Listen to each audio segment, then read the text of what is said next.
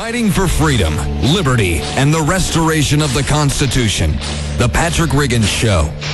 Call in now at 865-243-8255. That's 243-TALK.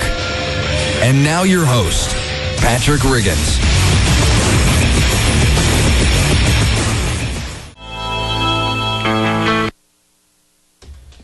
There we go. Welcome back to the Patrick Riggins Show here on the Libertarian Lighthouse Radio Network. Guess what? I got a fever, and the only prescription is more cowbell. Yes, I got a fever, and the only prescription is more cowbell.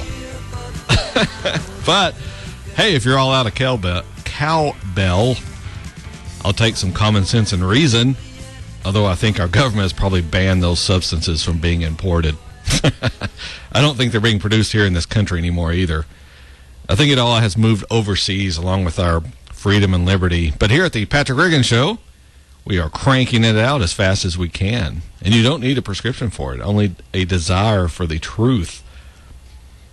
While we had that music run, it made me think, though, sometimes I get the question of why I let the music run a little long coming back from breaks, especially one at the bottom of the hour, and it's because this show is part of a network, the Libertarian Lighthouse Radio Network. And since there may be multiple stations involved in broadcasting over the network, I run the music a little long, so all of them have a chance to run their public service announcements, their commercials, station IDs, stuff like that. We want to be sure they get all of that in before we come back and start talking. Otherwise, on some particular radio station that may come back off a break late, it picks up right in the middle of my sentence, which makes it sound a little weird. And the listeners on that station will wonder what they've missed. So by letting the music run a little long, especially on the half-hour break when a lot of stations run their news and weather, in addition to the commercials and other things, by letting the music run a little bit, it assures those listeners they are not missing any of this radio show. And as you regular listeners well know, you don't want to miss a second of what is going on here. Now, some radio shows, well, they just aren't that good. Missing a minute here or there, well, you aren't missing much. But on this show, we have so much going on, you don't want to miss any of it. We want you getting every last drop of that goodness, despite the fact Tori doesn't turn my mic on. Thought you got away with that, didn't you? Total brain toot. I'll call you out on it. I had two buttons to hit, the music and your mic, and I hit them backwards. I turned the music off and turned your mic. But it's all working now. Oh, yeah, just 20 minutes. Yeah. Then you can roll towards the house and have a cold beverage. I'm not sure if anybody heard me mess up or not. No, they didn't. Oh, shoot. But now they do know. Hey, it's not smoke and mirrors around here. I'm just honest and serious. That's what we want. Yes. Honesty. Take responsibility for your the problems you cause. And boy, do I. All right.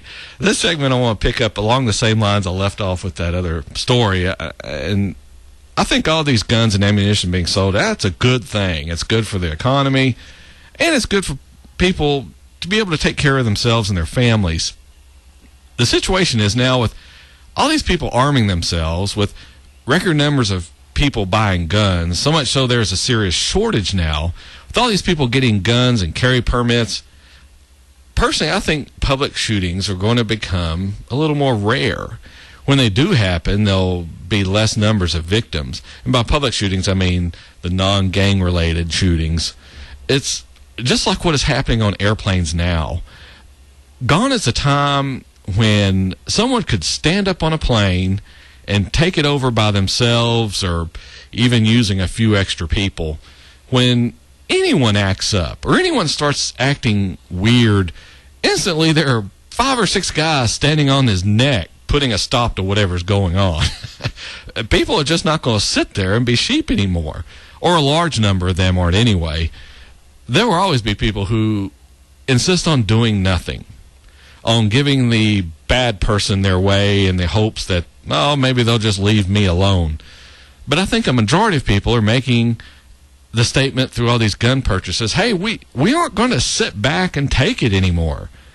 And this is what scares the government. They are used to a population that has sat back and allowed it to get away with whatever it wants. Now, with all these guns out there, the government's starting to get a little worried about the people it supposedly serves. I was reading today, this whole fight back advice is now make getting around to the schools. We've had these stupid sheep-like regulations advising people to run from the attacker, to lock the door and huddle in the corner of a room. Even the armed agents of the Department of Homeland Security, they were even told to do this. I talked about it on this show way back on July 22nd of last year. And you can go listen to it on our YouTube channel at youtube.com/Patrick Riggins Show. But here is a clip off that show of the relevant part of what I'm talking about. The Department of Homeland Security telling their armed agents, that in an active shooter scenario, which means exactly how it sounds, there's a person actively shooting at a crime scene. The agents, what they're advising them if someone comes into the offices, the agents, along with all the other employees, are supposed to run away and hide. And only when they are cornered by the active shooter are they to, as a last resort, become aggressive and throw things at him or her.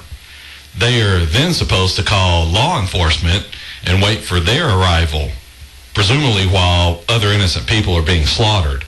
That was way back on July 22nd. Now, we've been teaching our children to wait for help, wait for someone to come, don't try to do anything yourself. And not only our children, but our teachers as well. Lock the door, huddle in a corner. In other words, cower with fear. What we need to be teaching them, and what is starting to get taught, is to lash out with violence. If someone is intent on killing you, kill them first. If you can't, do as much damage to them as you can. Never, ever give up the fight. Never surrender to anyone. We've taught kids, don't fight with anyone. Don't fight back. Try to negotiate. Even with a bully, try to use problem-solving skills when what really needs to happen is punching him in the mouth.